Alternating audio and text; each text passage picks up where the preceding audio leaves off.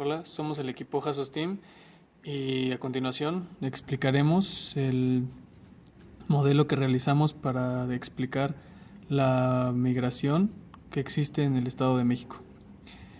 Existen tres factores que consideramos para la afectación de la migración en el Estado de México, los cuales son las personas pobres que radican en el Estado de México, las personas que tienen familiares en el extranjero y desean reencontrarse con ellas, y las personas que no tienen acceso a la educación.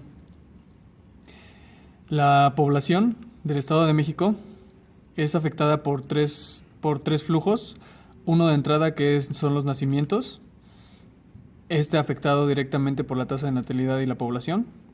Dos de salida, que son las muertes, y la población neta. Las muertes son directamente afectadas por la tasa de mortalidad y la población, así como la tasa de la población neta es afectada por los migrantes totales y la población. Bueno, para las personas pobres tenemos un flujo de entrada que es el incremento de personas pobres en el Estado de México. Este es afectado directamente por la población y la tasa de pobreza. Y un flujo de salida, el cual es directamente afectado por la tasa de migración y las personas pobres. También tenemos las personas que quieren reencontrarse con algún familiar en el extranjero. Este es afectado por dos flujos, uno de entrada y uno de salida. El de entrada, que son las personas con familias migrantes, está afectada directamente por la población y la tasa de personas con familias con un familiar migrante. Las personas, el flujo de salida, que son las personas que migran por algún familiar en el extranjero, es afectada por la población y por la tasa de personas que tienen un familiar en el extranjero. Ahora, para las personas sin acceso a la educación, tenemos de la misma manera dos flujos, uno de entrada y uno de salida. El de entrada afectado directamente por la población y la tasa de personas sin educación en el Estado de México, lo que nos da un incremento de personas sin educación. Para el flujo de salida, tenemos que se afecta directamente de las personas sin acceso a la educación por la tasa de personas que no tienen educación y emigran.